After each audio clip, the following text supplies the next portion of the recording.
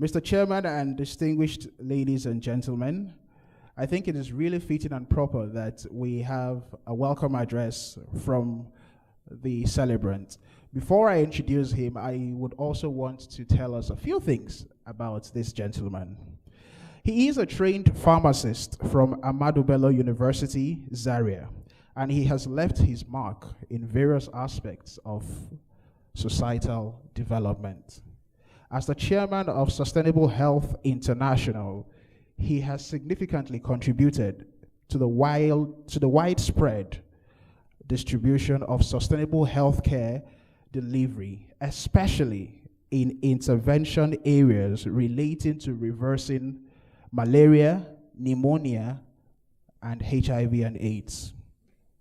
These efforts have impacted over 2.5 million Nigerians. I think he deserves a round of applause.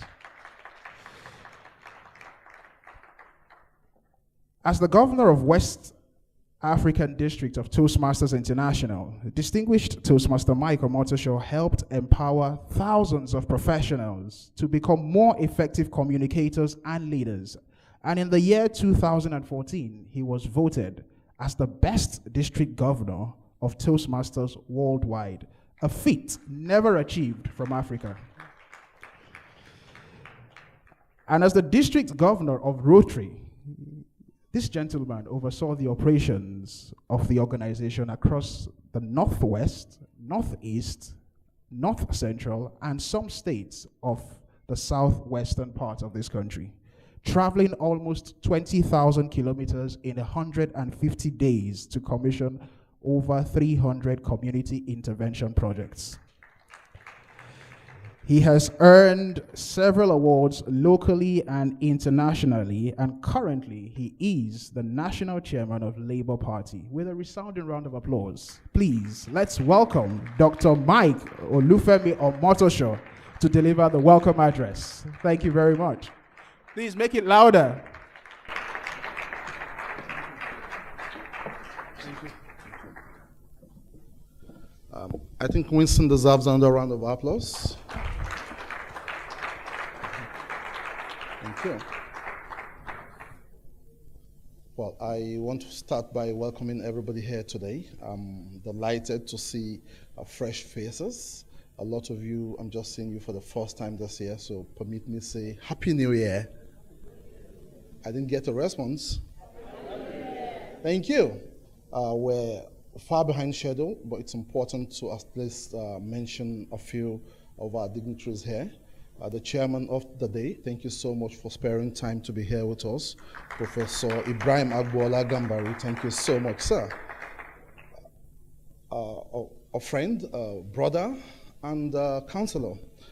Our keynote speaker today, a distinguished accountant, and a man of integrity, Pastor Itua Igodalo. Thank you so much for sparing time.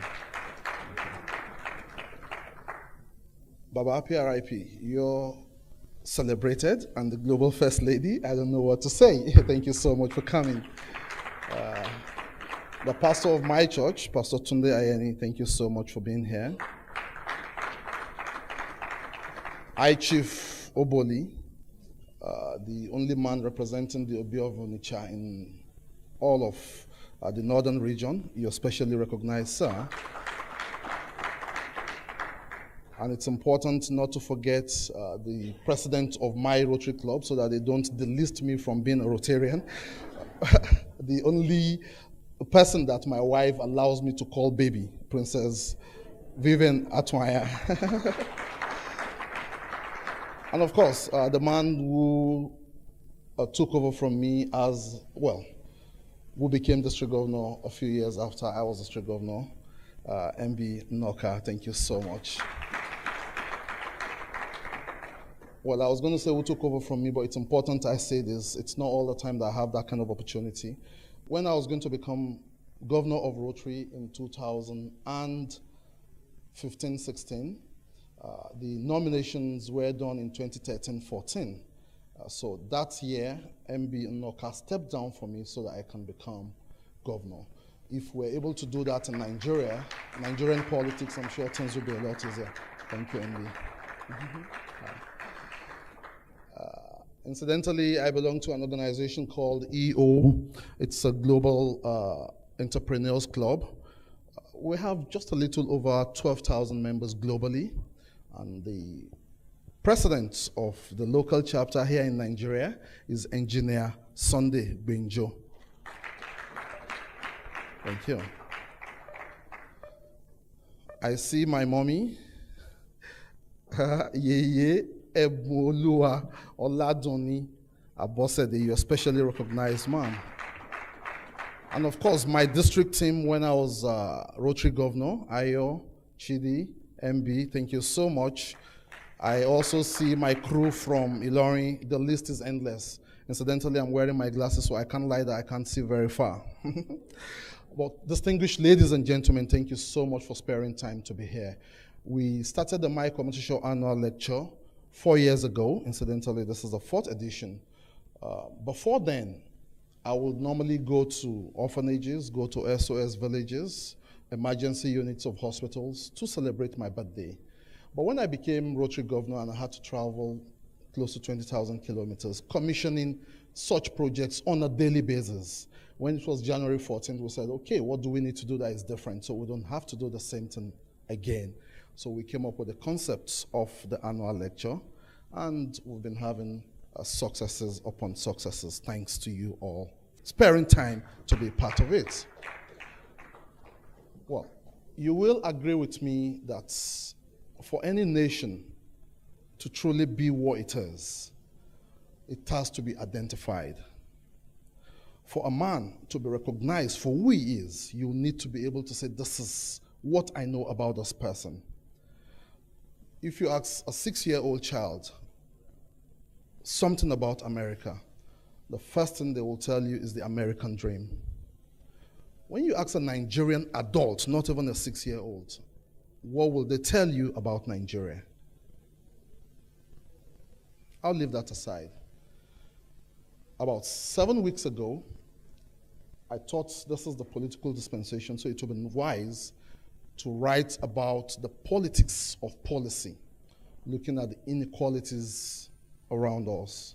And then I started writing a book titled Civic, C-I-V-I-C.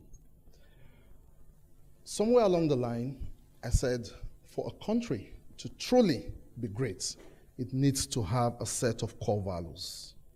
So for Nigeria to be great, we need to come up with a set of core values. Then something just said, hey, why not just Google and check? And then I Googled and realized that we actually do have a set of core values. But how come? I never knew about it. And then I called up about 10 different people. Not a single person knew that Nigeria had a set of core values. There and then, I abandoned the civic project and then said, hey, we need to come up with our next annual lecture, talk about the core values and use it to achieve 2 things. First, create awareness for the core values. And then secondly, encourage people to live by the core values.